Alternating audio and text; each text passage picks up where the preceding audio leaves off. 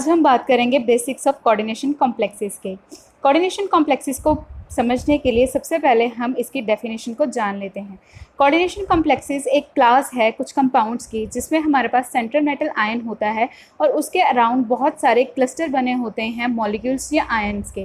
जैसे कि हम एग्जांपल्स में देखते हैं कि मेरे पास मैंने लिखा है FeCN6 3 इसमें कोऑर्डिनेशन कंपाउंड तब बनेगा जब मेरे पास एक सेंट्रल मेटल आयन होगा और उसके सराउंडेड कुछ आयन्स या मॉलिक्यूल्स जुड़े होंगे। तो इस एग्जांपल में हम जैसे देख सकते हैं कि मेरे पास आयरन एक मेटल आयन है जिसे मैं सेंट्रल मेटल आयन बोलूँगी और उसके साथ साइनाइड के 6 मॉलिक्यूल्स जुड़े हुए हैं जो एज अ लिगेंड काम करेंगे।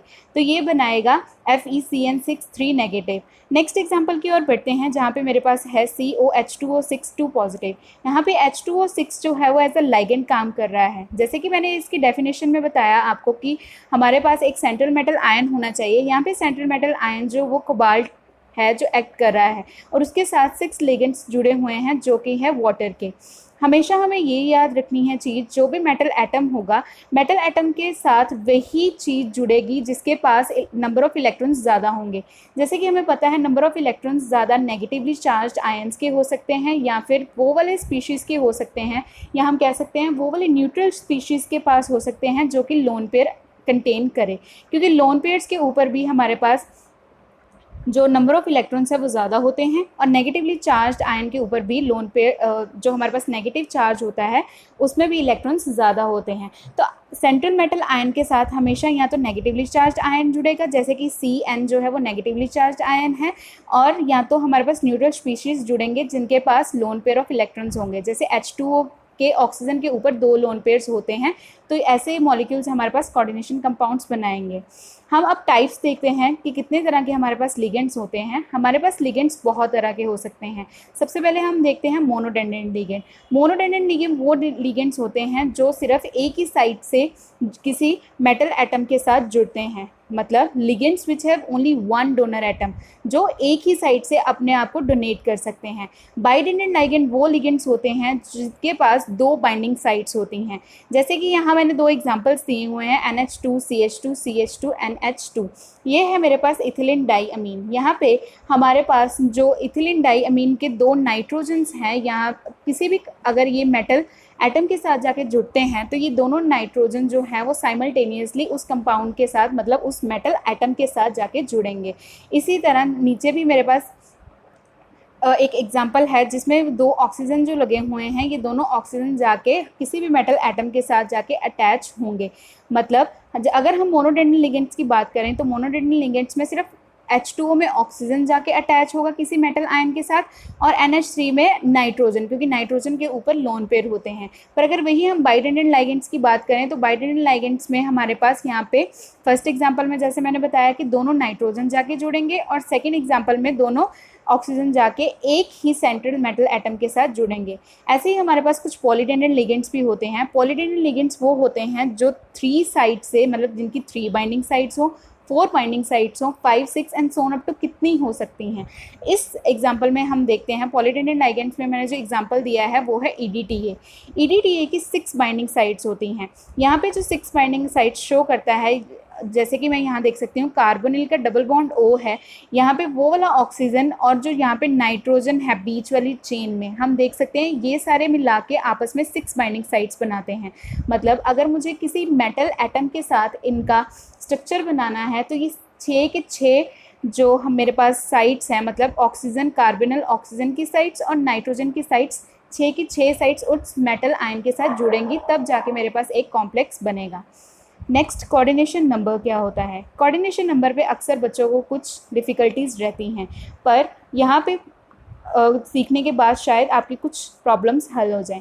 कोऑर्डिनेशन नंबर्स वो होते हैं कि जैसे मैंने बताया एक सेंट्रल मेटल होता है कोऑर्डिनेशन कंपाउंड में और उसके साथ हम कुछ लिगेंड्स लगाते हैं।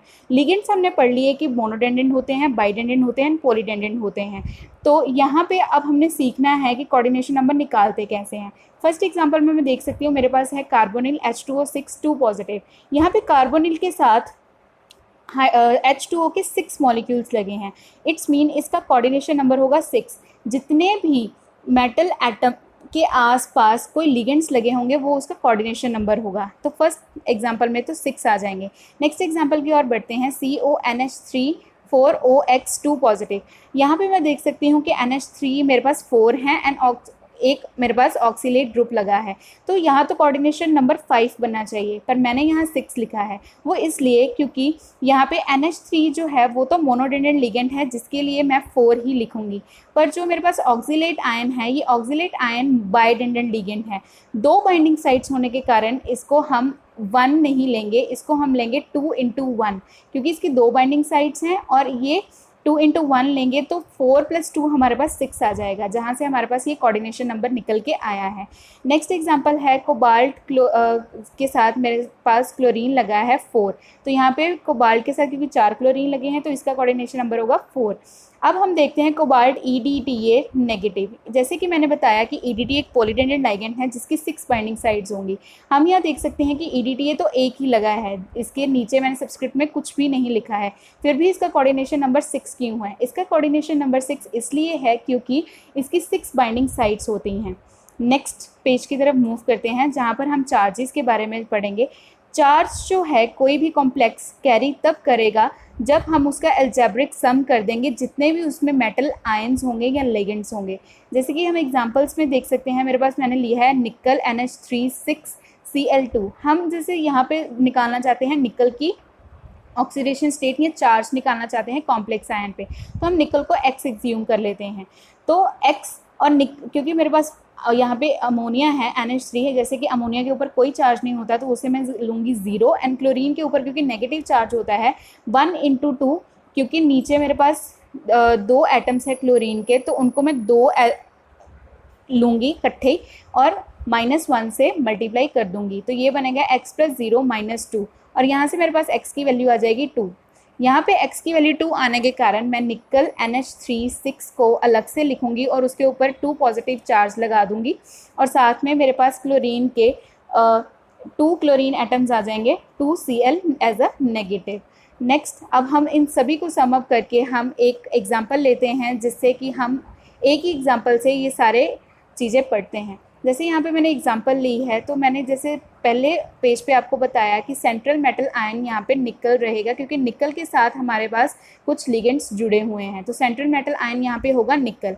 और क्योंकि निकल के साथ NH3 जुड़ा है और इथिलीन डाईअमीन जुड़ा है, तो ये एज अ लिगेंड्स काम करेंगे। तो यहाँ पे लिगेंड्स हैं हमारे पास अमीन ग्रुप एंड इथिलीन डाईअमीन। जो हमारे पास रेक्टेंगुलर ब्रैकेट के बाहर एटम लगा होता है हम उसे बोलते हैं काउंटर आयन।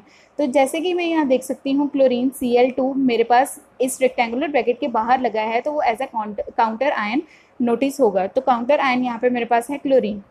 यहाँ पे हम देख सकते हैं कि NH3 जो है वो मोनोडेंडेंट लाइगेंड है और EN जिसे हम इथिलीन डाईअमीन कहते हैं वो बाइडेंडेंट लाइगेंड है। तो इसका कोऑर्डिनेशन नंबर निकालने के लिए, क्योंकि NH3 तो मेरे पास मोनोडेंडेंट है, जिसके लिए मैं सीधा 2 लिख दूंगी, क्योंकि उसके 2 मेरे पास एटम्स दिए हुए हैं। NH3 ट्वाइस लिखा है, तो इसका मतलब मेरे पास 2 मॉलिक्यूल्स हैं NH3 के, और साथ ही साथ मेरे पास इथिलीन डाईअमीन है जिसके 2 ही मॉलिक्यूल्स मेरे पास हैं। पर मैंने 2×2 लिखा है, वो इसलिए क्योंकि इथिलीन डाईअमीन मेरे पास बाइडेंडेंट लाइगेंड है। तो ये होगा 2 + 2×2 दैट विल इक्वल्स टू 6। तो यहाँ पे मेरे पास कोऑर्डिनेशन नंबर इसका आ जाएगा 6। और अगर इनके ऊपर मुझे चार्जेस लगाने हैं तो मैं सीधा देख सकती हूँ कि मेरे पास 2 क्लोरीन के एटम्स यहाँ पे बनेंगे। तो मेरे पास अगर 2 क्लोरीन एटम्स बन रहे हैं दैट इज़ 2Cl नेगेटिव, तो इसकी वैलेंसी को पूरा करने के लिए जो मेरे पास रेक्टेंगुलर ब्रैकेट है उसके ऊपर 2 पॉजिटिव चार्ज आ जाएगा, और इससे हम इन चार्जेस को अलग अलग कर सकते हैं। होप आपको मेरी वीडियो पसंद आई होगी। अगर आपको ये पसंद आई है तो आप लाइक करें, सब्सक्राइब करें, और जितना ही से हो सके शेयर करें, ताकि ज़्यादा से ज़्यादा लोग इसकी इन्फॉर्मेशन ले सकें। Thanks for watching.